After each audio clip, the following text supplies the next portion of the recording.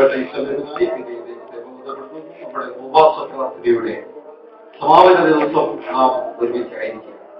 ഇത്രയും പോരാ, തീർച്ചയായിട്ടും ദൈവത്തിൽ നിന്ന് പ്രാപിക്കാൻ കടന്നു വന്ന പ്രിയപ്പെട്ടവന് വിജയം സന്തോഷിക്കുവാൻ ആഗ്രഹിച്ചാൽ ഏത് രാത്രി ദൈവം നമുക്ക് വേണ്ടി അനുഗ്രഹിക്കപ്പെട്ട ശുശ്രൂഷ ചെയ്ത കഥാദാസിനെ ഓർത്ത് ഞാൻ ദൈവത്തെ ഓർമ്മിക്കുന്നു. വേദിയിലായിരിക്കുന്ന കഥാദാസന്മാരെ പ്രത്യേകം ഓർക്കുന്നു. ശുശ്രൂഷകളോടൊപ്പമായിരിക്കുന്ന കഥാദാസന്മാരെ പ്രത്യേകാല നാട്ടിന്റെ കടന്നു വന്ന അതിഥികളായി കടന്നു വന്ന കഥാദാസന്മാർക്ക് പ്രിയ കഥാദാസന്മാർക്കും ഒരു അവസരം ലഭിക്കുന്നതായിരിക്കും. കടന്നു വന്ന സഹോദരി സഹോദരങ്ങൾക്ക് നിങ്ങളെല്ലാവരെയും ഓർത്ത് ഞാൻ ദൈവത്തെ മറന്നു. ഉപവാസ പ്രാർത്ഥനയുടെ സമാപന നിമിഷങ്ങൾ നമുക്ക് ഏറ്റവും അനുഗ്രഹമായി തീരണം, അത് ഏറ്റവും വിലപ്പെട്ടതായി തീരണം. നാം ദൈവത്തിൽ നിന്ന് ചിലത് പ്രാപിച്ച് മടങ്ങുവാൻ കർത്താവ് കൃപ ചെയ്യണം.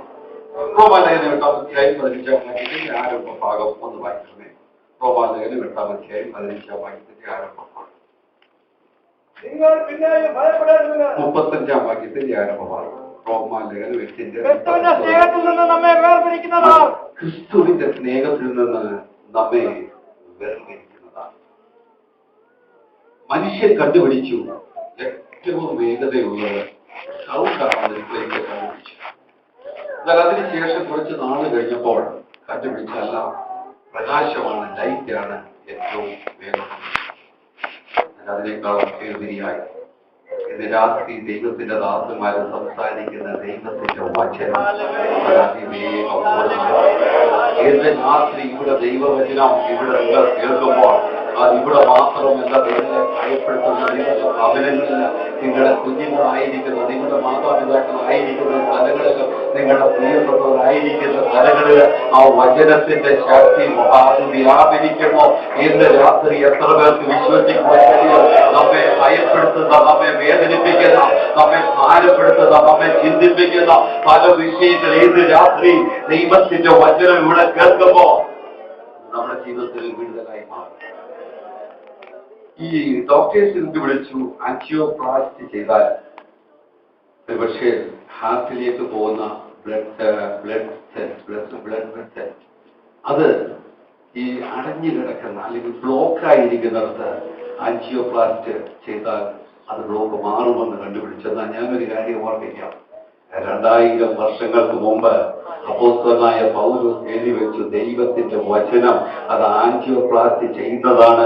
എബ്രായ ലേഖനം 5-ാം അധ്യായം 12-ാം വാക്യത്തിൽ ഇങ്ങനെ നാം വായിക്കുന്നു, ദൈവത്തിന്റെ വചനം ജീവനും ചൈതന്യമുള്ളതായി ഇരുവായ്ത്തലയുള്ള ഏത് വാളിനേക്കാളും മൂർച്ചയേറിയതും പ്രാണനെയും ആത്മാവിനെയും സന്ധിമധ്യങ്ങളെയും വേർപിടിവിക്കും വരെ തുളച്ചു ചെല്ലുന്നു. അങ്ങനെയെങ്കിൽ ഇന്ന് രാത്രി വിശ്വസിക്കുവാമോ? ഈ ദൈവത്തിന്റെ വചനത്തിന്റെ ശക്തി അത് കേവലം ഇവിടെ മാത്രം ഒതുങ്ങി നിൽക്കുന്നതല്ല. അത് നിങ്ങളുടെ ശരീരത്തിലേക്ക് കടന്നു വരുമ്പോ ശരീരത്തിൽ നിങ്ങൾ അനുഭവിച്ചുകൊണ്ടിരിക്കുന്ന അത് വേദനയായിരിക്കാം, ഭാരമായിരിക്കാം, ഹൃദയത്തിന്റെ ഭാരമായിരിക്കാം. ഇന്ന് രാത്രി ദൈവത്തിന് വിശ്വസിക്കുക, ഈ വചനം നിന്റെ ശരീരത്തിൽ വരുമ്പോ, നിന്റെ ഹൃദയത്തിലേക്ക് കടന്നു വരുമ്പോ അത് തുളച്ചു കയറുന്നതാണ്. അത് തുളച്ചു കയറുന്നതാണ്.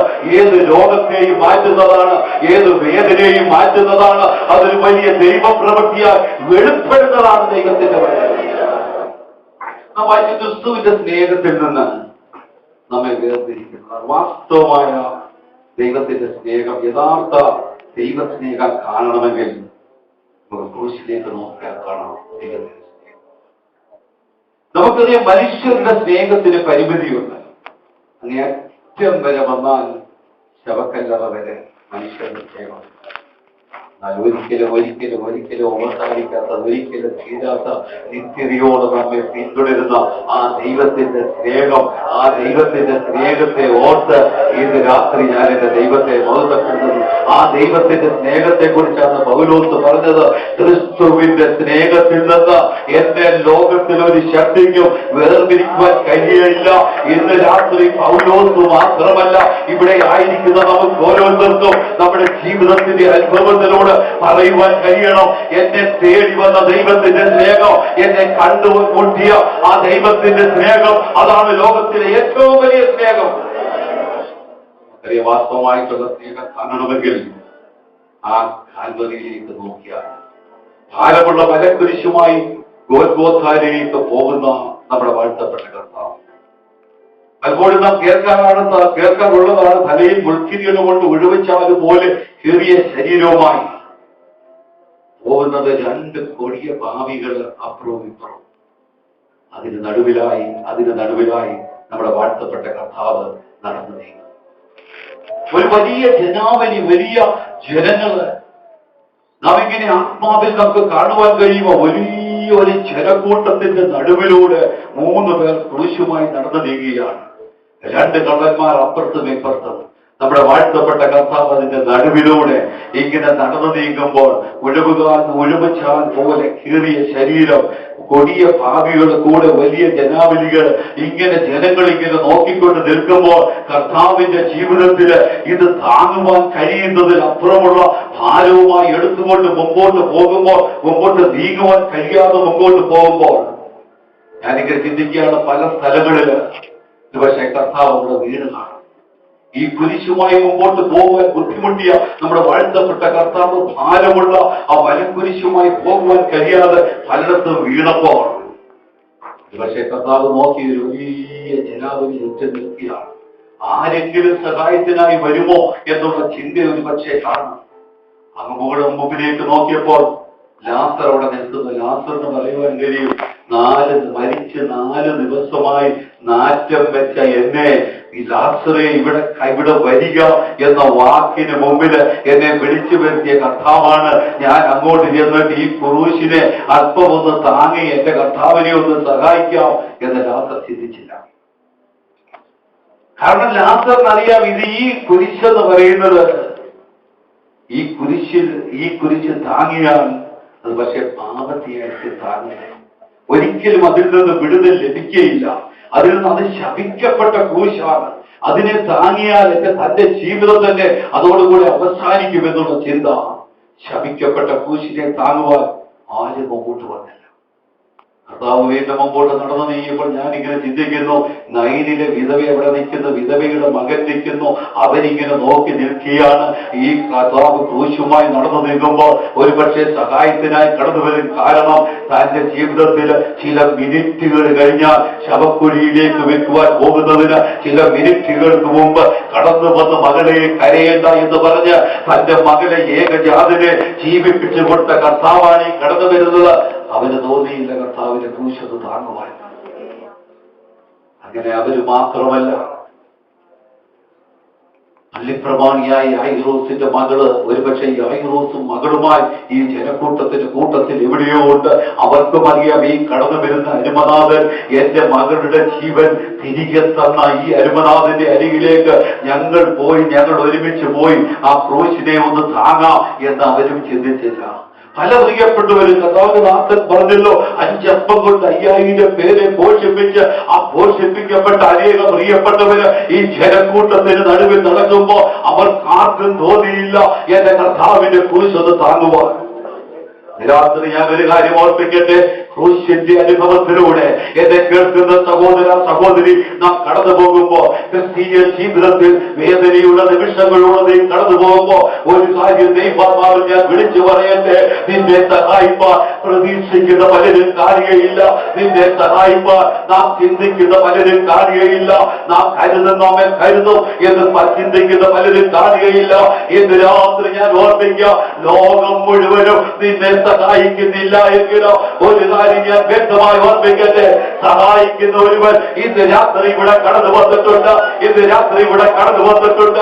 ആ സഹായം വരുന്ന പർവ്വതത്തിലേക്ക് ഈ രാത്രി നിങ്ങൾ നോക്കുന്നുവെങ്കിൽ ലോകത്തിന്റെ സഹായം എനിക്ക് വേണ്ട, മനുഷ്യരുടെ സഹായം എനിക്ക് വേണ്ട, എന്നെ സഹായിക്കുന്ന ഒരുവൻ ഇന്ന് രാത്രി വന്നിട്ടുണ്ടെന്ന് എത്ര പേർക്ക് വിശ്വസിക്കുവാൻ? ഞാനിങ്ങനെ ചിന്തിക്കുന്നത്, അവരാരും കടന്നു വരാതിരുന്നത് സ്നേഹമില്ലാഞ്ഞിട്ടല്ല, വാസ്തവമായി അവർക്ക് കർത്താവിനോട് വലിയ സ്നേഹമാണ്. ഈ ക്രൂശുമായി നടന്നു നീങ്ങുന്ന വീണ്ടും എഴുന്നേറ്റും അല്പം പോലും മുമ്പോട്ട് കടന്നു പോകുവാൻ കഴിയാതെ അങ്ങേക്ക് പോകുന്ന ഈ ക്രൂശുമായി പോകുന്ന കർത്താവിനെ കണ്ടുകൊണ്ട് വലിയ ജനാവലി അപ്പുറവും ഇപ്പുറവും പോകുമ്പോൾ പലർക്കും ആഗ്രഹമുണ്ട്, എങ്ങനെയെങ്കിലും ഈ കർത്താവിനെ ഒന്ന് സഹായിക്കണം. എന്നാൽ അവർക്ക് ആർക്കും സഹായിക്കാൻ താല്പര്യമില്ലാഞ്ഞിട്ടല്ല. എന്നാൽ അവർക്കൊരു കാര്യം അറിയാം, ക്രൂശ് ശപിക്കപ്പെട്ടതാണ്. ഞാൻ ഈ ക്രൂശിനെ താങ്ങിയാൽ അതോടുകൂടെ എന്റെ ജീവിതം അവസാനിക്കുകയാണ്. ഒരു ശപിക്കപ്പെട്ട അമ്മ വ്യക്തിയായി ഞാൻ മാറുവാൻ പോവുകയാണ്. ഈ ശപിക്കപ്പെട്ട ക്രൂശിനെ കണ്ടുകൊണ്ട് പലരും മാറി നിന്നപ്പോൾ ഒരു കാര്യം ഞാൻ ഓർപ്പിക്കുക, ക്രൂശ് ചുമക്കുമ്പോൾ നമ്മുടെ വാഴ്ത്തപ്പെട്ട കർത്താവ് കണ്ടത് ഈ ചാട്ടവാറല്ല, പടയാളികളുടെ കയ്യിലിരിക്കുന്ന ചാട്ടവാറല്ല, തലയിലിരിക്കുന്ന മുൾക്കിരീടമല്ല. ഇന്ന് രാത്രി ഞാൻ ഓർപ്പിക്കട്ടെ, ഈ ക്രൂശുമായി വേദനയോട് മുമ്പോട്ട് കടന്നു പോകുമ്പോൾ ആഞ്ഞടിക്കുന്ന പടയാളികളെ അല്ല നമ്മുടെ വാഴ്ത്തപ്പെട്ട കർത്താവ് കണ്ടത്, തലയിലിരിക്കുന്ന മുൾക്കിരീടത്തെ അല്ല കണ്ടത്. പിന്നെന്താണ് കണ്ടത്?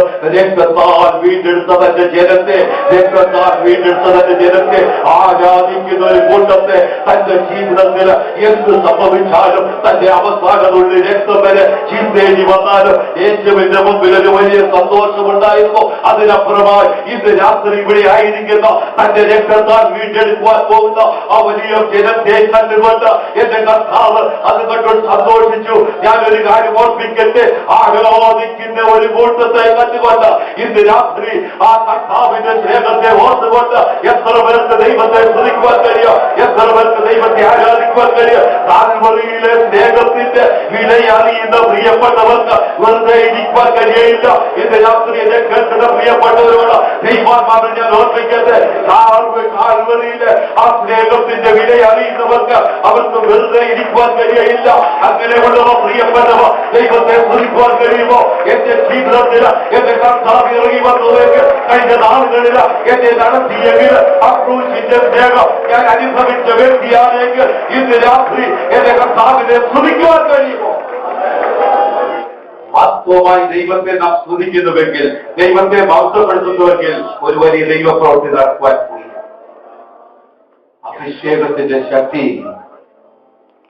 മുഖത്തെ തകർത്തിയാണ്.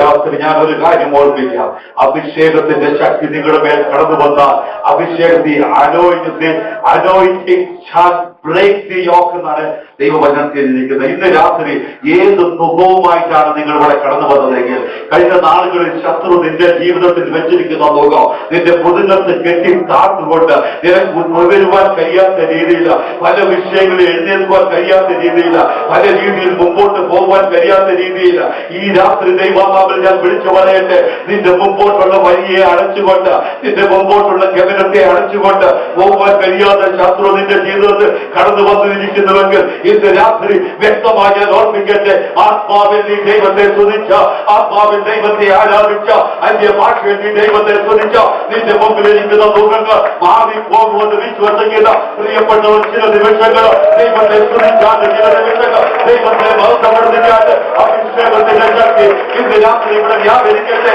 അഭിഷേകത്തിന്റെ ശക്തി ഇന്ന് രാത്രി ഇവിടെ വ്യാപരിക്കട്ടെ. അഭിഷേകത്തിന്റെ ശക്തി മുന്നോട്ട് തകർക്കുമെന്ന് ശത്രുവാകുന്ന പിശാച് നിന്റെ ജീവിതത്തിൽ കൊണ്ടുവന്നിരിക്കുന്നവർക്ക് കഴിഞ്ഞ നാളുകളിൽ നിനക്ക് വരുവാൻ കഴിയാത്ത രീതിയിൽ നിന്നെ താഴ്ത്തിക്കൊണ്ട് നിന്റെ ജീവിതത്തിലെ സന്തോഷത്തെ എടുത്തു കളഞ്ഞുകൊണ്ട്, നിന്റെ ജീവിതത്തിൽ സ്ഥാനമിട്ടുകൊണ്ട് കൊണ്ടുവന്ന ശബ്ദം കൊണ്ടുവന്നത് ഇന്ന് രാത്രി നീങ്ങിപ്പോകട്ടെ.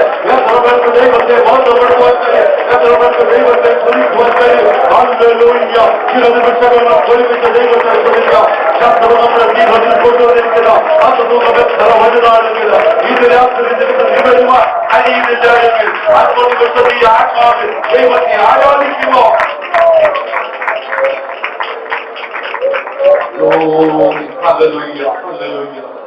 ആ ഭാരമുള്ള കുരിശുമായി കർത്താവ് മുമ്പോട്ട് നീങ്ങുമ്പോൾ ഞാനിങ്ങനെ ചിന്തിക്കുകയാണ്, വേച്ച് കർത്താവ് അതുമായി ഭാരമുള്ള കുരിശുമായി മുമ്പോട്ട് പോവുകയാണ്. അങ്ങനെ പോകുമ്പോൾ മുമ്പോട്ട് അല്പം പോലും നടക്കുവാൻ കഴിയാതെ അവിടേക്ക് തളർന്നു വീണു. അങ്ങനെ തളർന്നു വീണ ആ അവസരത്തിലാണ് ഒരുവൻ പെട്ടെന്ന് വയലിൽ നിന്ന് കടന്നു വരുന്നത്. വയലിൽ നിന്ന് കടന്നു വരുന്ന വ്യക്തിക്ക് പല പ്രതീക്ഷകളുണ്ട് തന്റെ ജീവിതത്തിൽ. 2 കുഞ്ഞുങ്ങളുണ്ട്, രൂപേഷ്, അലക്സാണ്ടർ. ഈ വ്യക്തിക്ക് വലിയ കണക്കൂട്ടുകളുണ്ട്. എങ്ങനെയെങ്കിലും ഞാൻ ഈ വയലിൽ പണി ചെയ്ത് കിട്ടുന്ന ആ പണം കൊണ്ട് രൂപേഷിനെ വളർത്തിയെടുക്കണം, രൂപോസിനെ വളർത്തി വലുതാക്കണം, അലക്സാണ്ടറിനെ എങ്ങനെയെങ്കിലും ഒരു നിലയിൽ എത്തിക്കണം. തന്റെ ജീവിതത്തിലെ വലിയ പ്രതീക്ഷകളുമായി രാവിലെ മുതൽ വൈകുന്നേരം വരെ താൻ വയലിൽ അധ്വാനിക്കുകയാണ്. തന്റെ ജീവിതത്തിൽ പല കണക്കൂട്ടുകളുണ്ട്. ഇപ്പോൾ പ്രായമായി പഴയതുപോലെയൊന്നും ജോലി ചെയ്യുവാൻ വയ്യ, ആരോഗ്യക്കുറവാണ്. എങ്ങനെ തന്റെ ജീവിതത്തിൽ ഒരു വലിയ ചിന്ത, വലിയ സന്തോഷം, എന്റെ രൂപോസ് എങ്ങനെയെങ്കിലും വളർന്ന് വലിയവനാകും, എന്റെ അലക്സാണ്ടർ എങ്ങനെയെങ്കിലും വളർന്ന് വലിയവനാകും, അവൻ ജോലി ചെയ്ത് ഞങ്ങളുടെ കുടുംബത്തെ പോറ്റും എന്നുള്ള ചിന്തകളുമായി ഇങ്ങനെ കുഞ്ഞുങ്ങളുടെ ഭാവിയുമായി ഇങ്ങനെ ചിന്തിച്ച് പെട്ടെന്ന് വയലിൽ നിന്ന് ആ ജാതിയിലേക്ക് കയറി വന്നു. പെട്ടെന്നായിരുന്നു പടയാളി ഇവരോട് ശിമോനോട് പറഞ്ഞു, നീ ഈ ക്രൂശ് താങ്ങുവാൻ പറഞ്ഞു. പെട്ടെന്ന് ഞാനിങ്ങനെ ചിന്തിക്കുന്ന ശിമോൻ പറഞ്ഞോട്, നോ, എന്നോ അരുത്, എന്നോടത് പറയരുത്. കാരണം ഈ പാപത്തിന്റെ ഈ ശപിക്കപ്പെട്ട ക്രൂശ് എനിക്ക് താങ്ങുവാൻ കഴിയില്ല. ഈ ശപിക്കപ്പെട്ട ക്രൂശ് ഞാൻ താങ്ങിയാൽ ഒരു പക്ഷേ എന്റെ കുടുംബം അനാഥമായി പോകും, എന്റെ കുഞ്ഞുങ്ങൾ അനാഥരായി പോയെന്നിരിക്കും, ഇനി ഞാൻ ലോകത്തിൽ ജീവിച്ചിട്ട് കാര്യമില്ല. അരുത് എന്ന് പറഞ്ഞപ്പോൾ ഞാനിങ്ങനെ ചിന്തിക്കുകയാണ്. പടയാളി വളരെ ശക്തമായിട്ടുള്ള ഭാഷയിൽ ഒരുപക്ഷെ ശീമോനോട് പറഞ്ഞു കാണും, ശീമോനോട് അലറി പറഞ്ഞു കാണും, എടുക്കടാ ക്രൂശ്. പെട്ടെന്ന് ഞാൻ ഇങ്ങനെ ചിന്തിക്കുന്നത്, ശീമോൻ അറിയാതെ ക്രൂശിൽ താങ്ങിക്കാണും. ഒരു കാര്യം ഞാൻ ഓർപ്പിക്കാം, അറിയാതെ ക്രൂശ് താങ്ങിയപ്പോൾ ഒരുപക്ഷെ കർത്താവിന്റെ രക്തം ചോര ഈ ശിമോന്റെ ദേഹത്തിലേക്ക്, ശരീരത്തിലേക്ക് ഒഴുകി വന്നു. അറിയാതെയായിരിക്കാം, താല്പര്യമില്ലാതെയായിരിക്കാം ഒരുപക്ഷെ ശിമോൻ ക്രൂശിനെ താങ്ങിയത്. ഭയന്നായിരിക്കാം, പേടിച്ചായിരിക്കാം. ഇന്ന് രാത്രി എന്നെ കേൾക്കുന്ന പ്രിയപ്പെട്ടവരോട് ഞാൻ ഒരു കാര്യം ഓർപ്പിക്കട്ടെ. ഒരുപക്ഷെ ക്രിസ്തീയ ജീവിതത്തിലേക്ക് നിങ്ങളിൽ പലരും കടന്നു വന്നത് മറ്റുള്ളവരുടെ നിർബന്ധം കൊണ്ടായിരിക്കാം, മറ്റുള്ളവർ നിങ്ങളെ നിർബന്ധിച്ചതായിരിക്കാം, ഒരുപക്ഷെ താല്പര്യത്തോടു കൂടി ആയിരിക്കത്തില്ല വന്നത്. എന്നാൽ ഒരു കാര്യം ഞാൻ വ്യക്തമായി ഇന്ന് രാത്രി ഓർപ്പിക്കാം, നീ താല്പര്യമില്ലാതെ വന്നതെങ്കിലും ഏത് രീതിയിലാണ് നീ കർത്താവിന്റെ അരികിലേക്ക് വന്നതെങ്കിൽ അങ്ങനെയുള്ളവരെ അനുഗ്രഹിപ്പാൻ എന്റെ ദൈവം ഇന്ന് രാത്രി ഇവിടെ കടന്നു വന്നിട്ടുണ്ട്. നിന്റെ ജീവിതത്തിൽ മറന്നു കളയുന്ന ഒരു ദൈവത്തെയല്ല നാം സേവിക്കുന്നത്. അങ്ങനെയുള്ളവരെ മറന്നു കളയുന്ന ഒരു ദൈവത്തെയല്ല നാം സേവിക്കുന്നത്. ഒരുപക്ഷെ അവന്റെ ശരീരത്തിലേക്ക് ചുടുചോര ഒഴുകി വന്നപ്പോ, അയ്യോ ഞാൻ ശപിക്കപ്പെട്ടല്ലോ, എന്റെ പ്രതീക്ഷകളെല്ലാം മാറിയല്ലോ എന്നുള്ള ചിന്തയിൽ അവൻ അലറി കരഞ്ഞു കാണും. ഞാൻ ഓർമ്മിക്കട്ടെ, ലാസറും യായിറോസും മാറിയ സ്ഥാനത്ത്, നൈനിലെ വിധവയോ അവന്റെ അമ്മയും മാറിക്കളഞ്ഞ, അകന്നുപോയി മാറിക്കളഞ്ഞ സ്ഥാനത്ത് ആ ക്രൂശ് താങ്ങി ഒരുവനോട് മറ്റാരുമല്ല ശിമോൻ. ഞാനിങ്ങനെ ചിന്തിക്കുന്നു, അത് സ്വർഗത്തിൽ ആ നിമിഷം തന്നെ കുറിച്ചു വെച്ചു. ഇന്ന് രാത്രി എന്നെ കേൾക്കുന്ന പ്രിയപ്പെട്ടവരോട് പിന്നെ ഞാൻ ഓർമ്മിക്കട്ടെ, നീ നിർബന്ധത്താലാണെങ്കിലും താല്പര്യമില്ലാതാണെങ്കിലും ആ ക്രൂശിനരികിലേക്ക് നീ കടന്നുപോയെങ്കിൽ, എന്റെ യേശുവിന്റെ അരികിലേക്ക് കടന്നുപോയെങ്കിൽ സ്വർഗം അത് മറന്നു കളയുന്നതല്ല. ഈ രാത്രി പ്രിയ സഹോദര സഹോദരി, നിന്റെ ജീവിതത്തിൽ എങ്ങനെയാണ് ഈ കർത്താവിന്റെ അരികിലേക്ക് കടന്നു വന്നതെങ്കിൽ സ്വർഗം മറക്കുന്ന ഒരു മറന്നു കളയുന്ന ഒരു സ്വർഗത്തെയല്ല നാം സേവിക്കുന്നത്. സ്തുതിക്കുന്നവരെ, ആരാധിക്കുന്നവരെ എന്റെ സ്വർഗം കാണും. ഇന്ന് രാത്രി ക്രൂശിന്റെ അരികിലേക്ക് കടന്നു പോകുന്ന പ്രിയപ്പെട്ടവരെ എന്റെ കർത്താവ് കാണുന്നു. സ്തുതിക്കുന്ന പ്രിയപ്പെട്ടവരെ, ആരാധിക്കുന്ന പ്രിയപ്പെട്ടവരെ, ഇന്ന് രാത്രി ഞാൻ ഒരു കാര്യം ഓർപ്പിക്കട്ടെ, നിന്റെ ആരാധനയെ മറക്കുന്ന ഒരു ദൈവത്തെയല്ല നാം സേവിക്കുന്നത്. നിന്റെ സ്തുതിയെ മറക്കുന്ന ഒരു ദൈവത്തെയല്ല നാം സേവിക്കുന്നത്. ഇന്ന് രാത്രി എത്ര പേർക്ക് ധൈര്യത്തോടെ ദൈവത്തെ ആരാധിക്കുവാൻ കഴിയും, എത്ര പേർക്ക് ധൈര്യത്തോടെ ദൈവത്തിനെ സന്തോഷിക്കുവാൻ കഴിയും. നിങ്ങളുടെ ആരാധനയെ മറക്കുന്ന, നിങ്ങളുടെ സ്തുതിയെ മറക്കുന്ന, നിങ്ങളുടെ അവലങ്ങളെ കൊണ്ട് ദൈവത്തിന്റെ കീഴിൽ നിങ്ങളായിരിക്കുന്നവർ മറക്കുന്ന ഒരു ദൈവത്തെയാണ് നാം സേവിക്കുന്നത്. ചരിത്രം പറയുന്നത് നമുക്കറിയാം, ഈ താല്പര്യമില്ലാതെ ക്രൂശ് ചുമന്നുവെങ്കിലും തന്റെ കുഞ്ഞുങ്ങൾ, തന്റെ തലമുറയെക്കുറിച്ച് ചരിത്രം പറയുന്നത് രൂഫോസ് ഒരു ബിഷപ്പായി മാറി തിരിച്ചത്. മാത്രമല്ല അലക്സാണ്ടർ ഒരു ഗവർണറായി മാറി. ഇന്ന് രാത്രി ഞാനൊരു കാര്യം ഓർപ്പിക്കട്ടെ, ക്രൂശ് ചുമന്നാൽ ഭൗതിക നന്മകൾ ലഭിക്കുമെന്നല്ല ഞാൻ പറയുന്നത്, അത് മാത്രമല്ല. എന്നാൽ ഒരു കാര്യം ഞാൻ പറയാം, നിന്റെ പിതാവ് ക്രൂശ് ചുമന്നെങ്കിൽ വ്യക്തമായി ഞാൻ ഓർപ്പിക്കട്ടെ, പെന്തക്കോസ്തിന്റെ ചരിത്രം നാം പഠിച്ചാൽ ആദ്യ പിതാക്കന്മാർ കഷ്ടതയുടെ നടുവിലൂടെ, വേദനയുടെ നടുവിലൂടെ ക്രൂശ് ചുമന്ന അനേക പ്രിയപ്പെട്ടവര് ഒരുപക്ഷെ അവരുടെ ജീവിതത്തിൽ അവർ ഈ ലോകത്തിൽ നിന്ന് മാറ്റപ്പെട്ടു പോയെങ്കിൽ അവരുടെ തലമുറ പ്രിയപ്പെട്ടവരെ, എന്റെ ദൈവം മറക്കുകയില്ല. ഇന്ന് രാത്രി എന്നെ കേൾക്കുന്ന പ്രിയപ്പെട്ടവരോട് ദൈവാത്മാവിൽ ഞാൻ ഓർമ്മിക്കട്ടെ, സത്യത്തിന് വേണ്ടി നീ നിന്ന ഈ ക്രൂശിന്റെ സ്നേഹത്തിന് വേണ്ടി നീ നിന്നാലെ കർത്താവിന് വേണ്ടി നിന്നാൽ നിന്റെ തലമുറയെ മറക്കുന്ന ഒരു ദൈവത്തെയാണ് നാം സേവിക്കുന്നത്. നമ്മുടെ തലമുറയെ ഓർക്കുന്ന ഒരു ദൈവത്തെയാണ് നാം സേവിക്കുന്നത്. ഒരു കാര്യങ്ങൾ ഓർമ്മിക്കാം. പക്ഷെ ക്രൂശിന്റെ വഴി എന്ന് പറയുന്നത് അത് അപമാനത്തിന്റെ വഴിയായിരിക്കാം, അത് നിന്ദയുടെ വഴിയായിരിക്കാം, അത് ഒറ്റപ്പെടുത്തുന്നവരുടെ വഴിയായിരിക്കാം. ഞാനൊരു കാര്യം വീണ്ടും വ്യക്തമായി ഓർപ്പിക്കട്ടെ, നിന്നെ നിന്ദിച്ചവരുടെ മുമ്പേ, നിന്നെ അപമാനിച്ചവരുടെ മുമ്പേ, എന്നെ കേൾക്കുന്ന പ്രിയ കുഞ്ഞുങ്ങളെ, എന്നെ കേൾക്കുന്ന പ്രിയ സഹോദരി സഹോദര, ആര് നിന്നെ അപമാനിച്ചോ, ആര് നിന്നെ ഒറ്റപ്പെടുത്തുവാൻ ശ്രമിച്ചോ, ഇന്ന് രാത്രി വ്യക്തമായി ഞാൻ ഓർപ്പിക്കട്ടെ, ക്രൂശിന്റെ വഴിയിലൂടെ നീ കടന്നുപോയപ്പോ, ഈ ക്രിസ്തീയ മാർഗത്തിലൂടെ നീ കടന്നുപോയപ്പോ പലരും നിന്നെ അപമാനിച്ചെന്നിരിക്കും, പലരും നിന്നെ ഒറ്റപ്പെടുത്തിയെന്നിരിക്കും. വ്യക്തമായി ഞാൻ ഓർമ്മിക്കട്ടെ, ആര് നിന്നെ അപമാനിച്ചെങ്കിലോ, ആര് നിന്നെ ഒറ്റപ്പെടുത്തിയെങ്കിലോ അവരുടെ മുമ്പിൽ മാനിക്കുന്ന ഒരു ദൈവത്തെയാണ് നാം സേവിക്കുന്നത്. ഇന്ന് രാത്രിയെ വിശ്വസിക്കാൻ കഴിയുമോ? അപമാനിച്ചവരുടെ മുമ്പ്, നിന്ദിച്ചവരുടെ മുമ്പ്, പരിഹസിച്ചവരുടെ മുമ്പ് ഉയർത്തുന്ന ഒരു ദൈവം എത്ര ആത്മാവിൽ വിശ്വസിക്കാൻ കഴിയും? നിന്റെ ജീവിതത്തിൽ എത്രയോ നീ നിന്ദിക്കപ്പെട്ടോ, എത്രയോ അപമാനിക്കപ്പെട്ടോ, അതിനു മുമ്പ് ഉയർത്തുന്ന ഒരു ദൈവത്തെയാണ് നാം സേവിക്കുന്നത്. ജീവിതത്തിൽ പലപ്പോഴും അപമാനത്തിന്റെ, വേദനിപ്പിക്കുന്ന, നിന്ദിക്കുന്ന, പരിഹസിക്കുന്ന അനേക വാക്കുകൾ നാം കേട്ടിട്ടുണ്ടായിരിക്കും. നല്ലൊരു കാര്യം വ്യക്തമായി പിന്നെ ഞാൻ ഓർമ്മിക്കാം, ക്രൂശിന്റെ മാർഗത്തിലൂടെ നീ മുമ്പോട്ട് പോകുമ്പോ അപമാനത്തിന്റെ വാക്കുകൾ നീ കേട്ടിട്ടുണ്ടെങ്കിൽ, നിന്ദയുടെ വാക്കുകൾ നീ കേട്ടിട്ടുണ്ടെങ്കിൽ, വേദനിപ്പിക്കുന്ന വാക്കുകൾ കേട്ടിട്ടുണ്ടെങ്കിൽ, എത്രയും നീ വേദനിച്ചോ അത്രയും നിന്നെ ഉയർത്തുവോ, എത്രയും നീ വേദനിച്ചോ അതിനപ്പുറമായി നിന്നെ ഉയർത്തുവോ, എത്രയും നീ ചിന്തിക്കപ്പെട്ടോ അതിനപ്പുറമായി നിന്നെ ഉയർത്തുവോ. എന്റെ കർത്താവിന്റെ രാത്രി ഇവിടെ കടന്നു വന്നിട്ടുണ്ട്. എത്രമാർക്ക് വിശ്വസിക്കാൻ കഴിയും? നിന്ദയുടെ മുമ്പ്, പരിഹാസത്തിന്റെ മുമ്പ് എന്റെ ദൈവം ഇറങ്ങി വരുന്ന ഒരു ദൈവത്തെയാണ് നാം സേവിക്കുന്നത്. ആ ദൈവത്തിന്റെ സ്നേഹത്തെ നമുക്ക് നോക്കുവാൻ കഴിയും. ആ ക്രൂശുമായി കടന്നു പോകുന്ന ദൈവത്തിന്റെ സ്നേഹത്തെ നമുക്ക് നോക്കുവാൻ കഴിയും. ആ മുമ്പിലേക്ക് നോക്കിയാൽ നമുക്ക് 3 ക്രൂശ് കാണാം. വ്യക്തമായി 3 ക്രൂശ് കാണാം. ഒരു ക്രൂശ്, നടുവിലെ ക്രൂശ് പാവമില്ലാത്തവനായി ജനിച്ച്, പാവമില്ലാത്തവനായി ജീവിച്ച്, ഭാവികൾക്ക് വേണ്ടി മരിച്ച ഒരു ബലികെടുക്കുന്ന ക്രൂശ്. അടുത്തൊരു ക്രൂശിലേക്ക് നോക്കിയാൽ പാപത്തിൽ ജനിച്ച ഒരു വ്യക്തി, പാപത്തിൽ ജീവിച്ച ഒരു വ്യക്തി, രക്ഷകനെ കൈയെത്തുന്ന ദൂരത്ത് കണ്ടിട്ട് രക്ഷപ്പെടുവാൻ കഴിയാത്ത വ്യക്തി കിടക്കുന്ന ഒരു ക്രൂശ്. ഒന്നാമതായി ഒരു ക്രൂശ് പാപത്തിൽ ജനിച്ച്, പാപത്തിൽ ജീവിച്ച്, തന്റെ ജീവിതത്തിന്റെ അവസാന നിമിഷത്തില് മരണത്തിന് തൊട്ട് മുമ്പ് രക്ഷപ്പെട്ട ഒരു വ്യക്തി. ഇന്ന് രാത്രി ഞാനൊരു കാര്യം ഓർപ്പിക്കാം. അതുകൊണ്ടാണ് പൗലോസ് പറഞ്ഞത്, ക്രൂശിന്റെ വചനം നശിച്ചു പോകുന്നവർക്ക് പോഷത്വമായിരിക്കുമോ രക്ഷിക്കപ്പെട്ട നമുക്കൊരു ദൈവശക്തിയായി. ഇന്ന് രാത്രി എത്ര പേർക്ക് വിശ്വസിക്കുവാൻ കഴിയും? ക്രൂശിന്റെ വചനം നശിച്ചു പോകുന്നവർക്ക് പോഷത്വമാകുമോ, രക്ഷിക്കപ്പെട്ട നമുക്കോ ഒരു ദൈവശക്തിയായി വെളിപ്പെടുത്തും.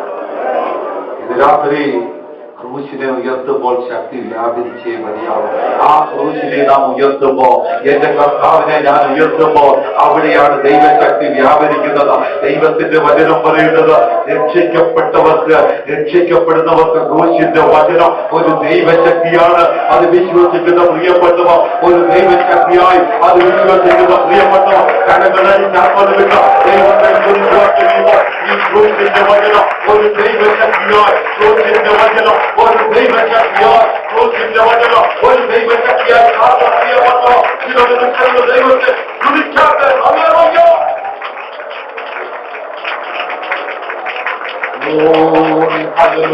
ക്രൂശിന്റെ വചനം ദൈവശക്തിയായി ഔഷക്തിയായി നിങ്ങളുടെ ജീവിതത്തിൽ അനുഭവപ്പെടുത്താം. ആ ശക്തി നിങ്ങളുടെ ജീവിതത്തിൽ അനുഭവിക്കുന്നുണ്ടെങ്കിൽ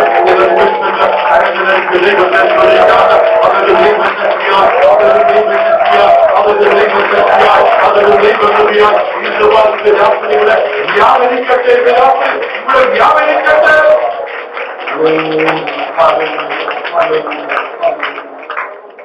ഞാനിങ്ങനെ ചിന്തിക്കുകയാണ്, 3 ക്രൂശ്, ഉയർന്നു നിൽക്കുന്ന 3 ക്രൂശ്. ഞാൻ ആദ്യം ഓർമ്മിച്ചതുപോലെ നടുവിൽ കിടക്കുന്ന നല്ല നടുവിലായിരിക്കുന്ന ക്രൂശ്, പാപമില്ലാതെ ജനിച്ച് പാപമില്ലാതെ ജീവിച്ച് പാപികൾക്ക് വേണ്ടി മരിച്ച ഒരു കിടക്കുന്ന ക്രൂശ്. അതിനിടയിൽ പാപത്തിൽ ജനിച്ച് പാപത്തിൽ ജീവിച്ച് രക്ഷകനെ കണ്ടെത്തുന്ന ദൂരത്ത് കണ്ടിട്ട് നാശത്തിലേക്ക് പോയ ഒരു വ്യക്തി. മറ്റൊരു ക്രൂശ്, അവരെ പോലെ തന്നെ പാപത്തിൽ ജനിച്ച് പാപത്തിൽ ജീവിച്ച് മരണത്തോടൊപ്പം അടുത്ത നിമിഷം രക്ഷ പ്രാപിച്ച ഒരു വ്യക്തി. ലൂക്കോസിന്റെ സുവിശേഷം വായിക്കേണ്ട 23-ന്റെ 39 മുതലുള്ള ഭാഗങ്ങളില് 3 ക്രൂശ് അവിടെ കാണുവാൻ കഴിയും. 39 മുതൽ 43 വരെയുള്ള വാക്കുകൾ സമയം പോലുള്ള വായിച്ചതാണ്. അവിടെ 3 ക്രൂശിലൊന്നും അവിടെ വാഴ്ത്തപ്പെട്ട കർത്താവ് നിൽക്കുന്ന ക്രൂശ്, മറ്റ് 2 കള്ളന്മാർ അപ്പുറം ഇടത്തും വലത്തുമായി 2 കള്ളന്മാർ. ഈ കള്ളന്മാരെ കുറിച്ച് നാം ചിന്തിച്ചാൽ 2 പേരും പാപത്തിലാണ് ജനിച്ചത്, പാപത്തിലാണ് അവർ ജീവിച്ചത്. അവരുടെ ജീവിതം മുഴുവനും പാപത്തിലായി. ഈ ക്രൂശിലേക്ക് കടന്നു വരുന്ന നിമിഷം വരെ അവരുടെ ജീവിതം പാപത്തിലായിരുന്നു അവർ ജീവിച്ചത്. അവരുടെ ജീവിതത്തിൽ അവർ മോഷ്ടിച്ചു, അവർ വളരെ ദോഷം ചെയ്തു, ദുഷ്കർമ്മങ്ങൾ ചെയ്തു. ദുഷ്കർമ്മികൾ എന്നാണ് പറഞ്ഞിരിക്കുന്നതിനെക്കുറിച്ച്. ആ ഒരു ക്രൂശിലേക്ക് വരുന്ന നിമിഷം വരെ 2 പേരും ഒരുപോലെ ജീവിച്ച്, ഒരുപോലെ മോഷ്ടിച്ച്, ഒരുപോലെ വേണ്ടാത്തത് ചെയ്ത്, ഒരുപോലെ ദോഷം മാത്രം ചെയ്ത് അവർ ഇങ്ങനെയായി അവർ 2 പേരും ക്രൂശിലേക്ക് കടന്നു വന്നു. അതിലെ ക്രൂശിന്റെ രീതിയിലേക്ക് കടന്നു വന്നപ്പോൾ ചിന്തിപ്പിച്ച വിഷയം 2 പേരും വളരെ വ്യത്യാസമായി. ഈ 2 പേര് ക്രൂശിലേക്ക് വരുന്നത് വരെ ഒരുപോലായിരുന്നു. അവർ ദുഷിച്ചു, അവർ കളിയാക്കി, ഇതെല്ലാം ചെയ്തുവെങ്കിലും ഞാനൊരു കാര്യം ഓർമ്മിക്കാൻ, സകല മനുഷ്യരും പാപികളാണ്. ഈ ക്രൂശിന്റെ അരിയിലേക്ക്, യേശുവിന്റെ അരിയിലേക്ക് വരുന്നത് വരെ ലോകത്തിലുള്ള സകലരും പാപികളാണ്. എന്നാൽ യേശുവിന്റെ അരിയിലേക്ക് വന്നു കഴിയുമ്പോഴാണ് മനുഷ്യർ മാറുന്നത്, വ്യത്യാസം വരുന്നത്. എല്ലാവർക്കും രക്ഷപ്പെടുവാൻ കഴിയില്ല. കൃപയാൽ ഇന്ന് രാത്രി ഇവിടെ ആയിരിക്കുന്ന ഏറെക്കുറെ എല്ലാവരും ഈ സത്യം മനസ്സിലാക്കി രക്ഷപ്പെട്ടവരാണ്. എന്നാൽ എല്ലാവർക്കും രക്ഷപ്പെടുവാൻ കഴിയില്ല. സകല മനുഷ്യരും പാപികളാണെങ്കിലും യേശുവിന്റെ അരികിൽ വരുമ്പോഴാണ് വാസ്തവമായ ഒരു വ്യത്യാസമാണ്. എന്ന് വെച്ച് കഴിഞ്ഞാൽ യഥാർത്ഥമായി യേശുവിനെ കാണുന്നത് ഒന്ന് പുറമേയുള്ള കണ്ടുകൊണ്ട് കാണും, ഒന്ന് ആന്തരിക കണ്ടുകൊണ്ട് നമ്മുടെ കർത്താവിനെ കാണും. ഈ പുറമേയുള്ള കണ്ടുകൊണ്ട് കണ്ട വ്യക്തി പറഞ്ഞ കാര്യം അവിടെ എഴുതിയിട്ടുണ്ട്. അവൻ പരിഹസിച്ചു. ആ പരിഹസിച്ചിട്ട് ഇപ്രകാരം പറഞ്ഞു, നീ ആ വാക്യം മാത്രം ഒന്ന് വായിക്കും, തൂക്കി ദുഷ്പ്രവർത്തിക്കാൻ ഒരുത്തൻ നീ ക്രിസ്തു അല്ലയോ? അവനോട് പറഞ്ഞത്, കർത്താവിനോട് പറഞ്ഞത്, നിന്നെ തന്നെ ആദ്യം രക്ഷിക്കാം, അത് കഴിഞ്ഞിട്ട് ഞങ്ങളെ രക്ഷിക്കുക. ഇത് കളിയാക്കി പറഞ്ഞ, യേശുവിനെ പരിഹസിച്ച് പറഞ്ഞ. കാരണം അവൻ അറിയില്ല യേശു ഈ ക്രൂശിൽ കിടക്കുന്ന വ്യക്തി ആരാണ്. വാസ്തവമായി അറിയണമെങ്കിൽ അവൻ ഹൃദയത്തിലേക്ക് അത് തുറന്നേ മതിയാവും. അവന്റെ ജീവിതത്തിൽ അത് മനസ്സിലാക്കുവാൻ കഴിയില്ല.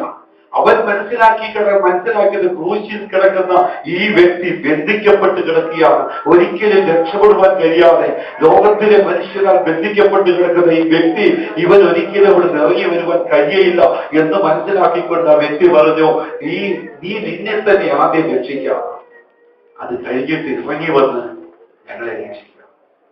അവന് മനസ്സിലായില്ല ഈ ക്രൂശിൽ കിടക്കുന്ന വ്യക്തി ആരാണ്. അവന് മനസ്സിലായില്ലേ ക്രൂശിൽ കിടക്കുന്ന വ്യക്തി മരിച്ച് നാറ്റം വെച്ച ലാസറിന്റെ കല്ലറയുടെ അരിയിലേക്ക് കടത്തിയെന്ന്.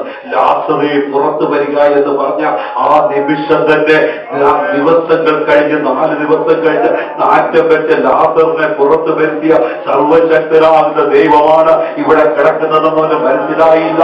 നൈലിലെ വിധവയുടെ അരികിലേക്ക് കടത്തിയെന്ന്, പകലേ നീ കരയേണ്ട എന്ന് പറഞ്ഞ് അവിടെ കണ്ണുനീർ തുടക്കിയോ മാത്രമല്ല, മരിച്ചു കുഴിയിൽ വെക്കുവാൻ പോകുന്ന ആ കുട്ടിയെ, ആ ബാലനെ ജീവൻ നൽകിയ രക്ഷിച്ച സർവശക്തനാകുന്ന ദൈവമാണ് എന്ന് അവന് മനസ്സിലായില്ല. 5 അപ്പം കൊണ്ട് 5000 പേരെ പോഷിപ്പിച്ച വ്യക്തിയാണെന്ന് അവന് മനസ്സിലായില്ല. അവനെ കണ്ടപ്പോഴാണ് ഭൂതങ്ങൾ അലറി ഓടിയതെന്ന് അവന് മനസ്സിലായില്ല. കാറ്റേ അടങ്ങുക, കടലെ ശാന്തമാകുക എന്ന് പറഞ്ഞ ആ വാക്കിന് മുമ്പ് കാറ്റ്, കടലും തിരമാലകളും സകലതും അടക്കിയ ഈ വ്യക്തിയാണ്. അവനൊന്നും മനസ്സിലായില്ല. രാത്രിയുടെ നാലാം വ്യാപത്തിൽ ശിഷ്യന്മാർ ഭയന്ന് നിൽക്കുമ്പോ കടലിൽ മീതെ നടന്നു ചെന്ന അവനാണിവനെന്ന് അവർക്ക് മനസ്സിലായില്ല. അനേക രോഗികൾ അരികിലേക്ക് കടത്തിയെന്ന വാക്കുകൾ കൊണ്ട് അവരെ ആശ്വസിപ്പിച്ച സർവശക്തനാകുന്ന ദൈവമാണ് അവനെന്ന് മനസ്സിലായില്ല. ഇന്ന് രാത്രി ഞാനൊരു കാര്യം ഓർമ്മിക്കട്ടെ, എന്റെ യേശു ആരാണെന്ന് മനസ്സിലായ, എന്റെ യേശു ആരാണെന്ന് മനസ്സിലായ നമ്മുടെ ജീവിതത്തിന്റെ രീതി തന്നെയാണ്. രണ്ട് കള്ളന്മാരവിടെ കിടക്കുകയാണ്. രണ്ട് ക്രൂശിൽ കിടന്നുകൊണ്ട് ഒരുവന് വ്യക്തമായി മനസ്സിലായി ഈ ക്രൂശിൽ കിടക്കുന്നവരാരാണ്. മറ്റേ വ്യക്തിക്ക് മനസ്സിലായില്ല. മറ്റേ വ്യക്തി പറഞ്ഞു, നീ ആദ്യം നിന്നെ തന്നെ രക്ഷിക്കുക, പിന്നെ ഇറങ്ങി വന്ന് ഞങ്ങളെ രക്ഷിക്കുക. അവിടെ വെച്ച് അവൻ പരിഹസിക്കുകയായിരുന്നു. എന്ന് രാത്രി ഞാനൊരു കാര്യം ഓർപ്പിക്കാം, നമ്മുടെ ദൈവം ആരെന്ന്, നാം സേവിക്കുന്ന നമ്മുടെ ദൈവം, നാം വിശ്വസിക്കുന്ന നമ്മുടെ ദൈവം, നാം ആരാധിക്കുന്ന നമ്മുടെ ദൈവത്തിന്റെ വലുപ്പം എന്തെന്ന് മനസ്സിലാക്കിയാൽ മാത്രമേ എന്റെ ദൈവം ആരെന്ന് നമുക്ക് മനസ്സിലാക്കുവാൻ കഴിയുള്ളൂ. അങ്ങനെയുള്ളവരെ ഓർത്ത് ഇന്ന് രാത്രി എന്റെ ദൈവം ആരെന്ന് യഥാർത്ഥമായി മനസ്സിലാക്കിയ പ്രിയപ്പെട്ടവർക്ക് വെറുതെ ഇരിക്കുവാൻ കഴിയുകയില്ല. ആരാധനയിൽ വലിയവരാകുന്ന ദൈവത്തെ ആരാധിച്ചേ മതിയാകൂ. ഇന്ന് രാത്രി ഞാൻ ഇവിടെ നിന്ന് ഇത് പറയുമ്പോ എന്റെ ദൈവം എന്റെ ജീവിതത്തിൽ എന്താണ് ചെയ്തത്, എന്നെ വിടുവിച്ച വിടുതല, എന്റെ കുടുംബത്തെ വിടുവിച്ച വിടുതല, എന്റെ ജീവിതത്തിൽ കടന്നു പോകാമായിരുന്ന സാഹചര്യത്തിൽ ഇറങ്ങി വന്ന് വിടുവിച്ച ദൈവത്തെ അറിഞ്ഞിട്ടുണ്ടോ പ്രിയപ്പെട്ടവർ? 50 നിമിഷം ദൈവത്തെ സ്തുതിച്ചാട്ട്, 50 നിമിഷം ദൈവത്തെ ബോധപ്പെടുത്തിച്ചാട്ട് നിന്റെ ജീവിതത്തിൽ ദൈവം എന്തെങ്കിലും നന്മ ചെയ്തിട്ടുണ്ടെങ്കിൽ, എന്തെങ്കിലും ഉപകാരം ചെയ്തിട്ടുണ്ടെങ്കിൽ ഇന്ന് രാത്രി ആ ദൈവത്തെ ബോധപ്പെടുത്തുവാൻ കഴിയുമോ? ഈ രാത്രി ആ ദൈവത്തെ സ്തുതിക്കുവാൻ കഴിയുമോ?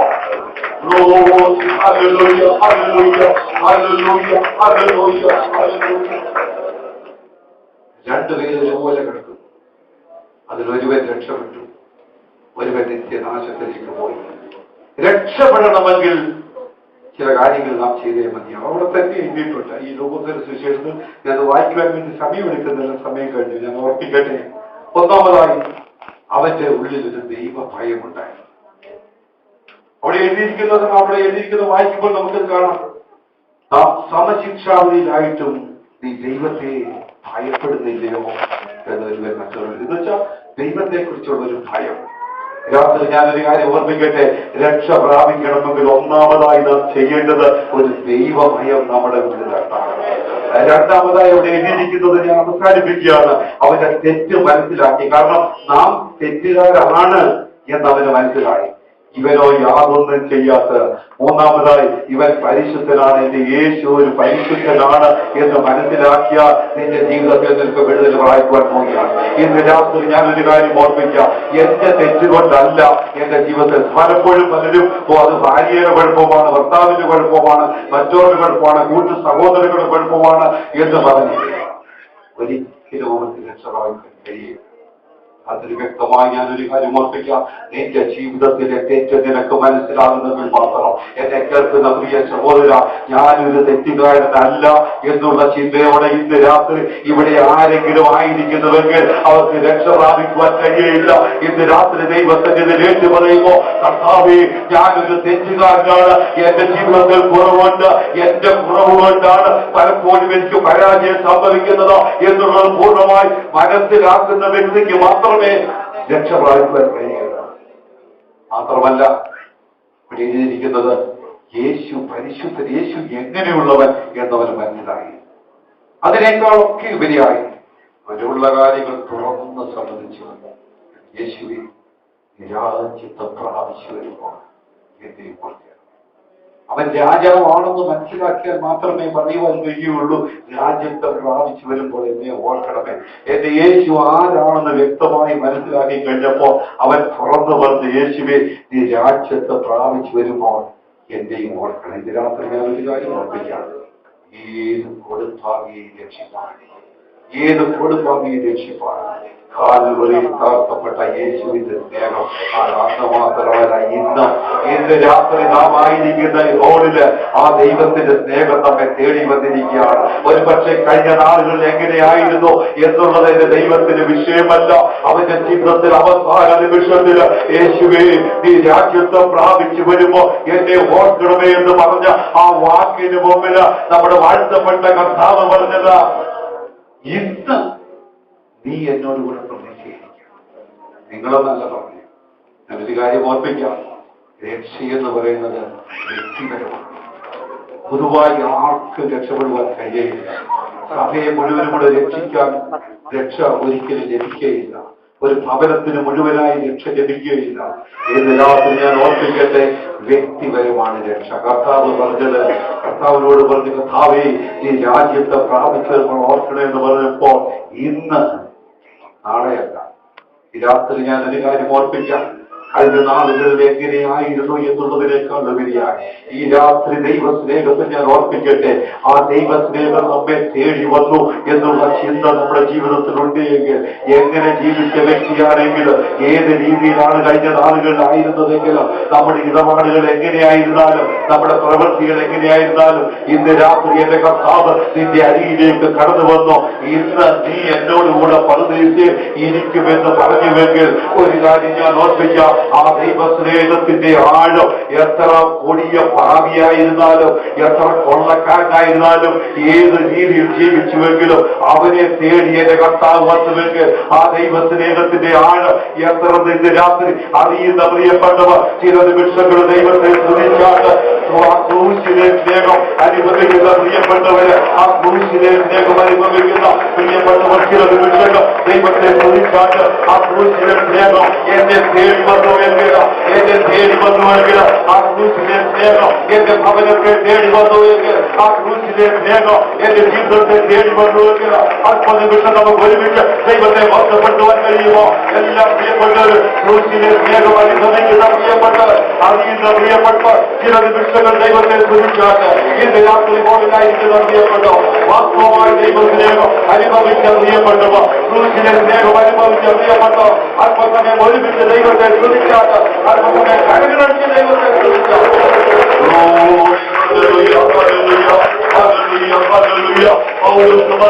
ക്രിസ്തുവിന്റെ സ്നേഹത്തിലുള്ള എന്നെ വേർതിരിക്കുവാൻ ലോകത്തിൽ ഒരു ശക്തിക്ക് കഴിയില്ല.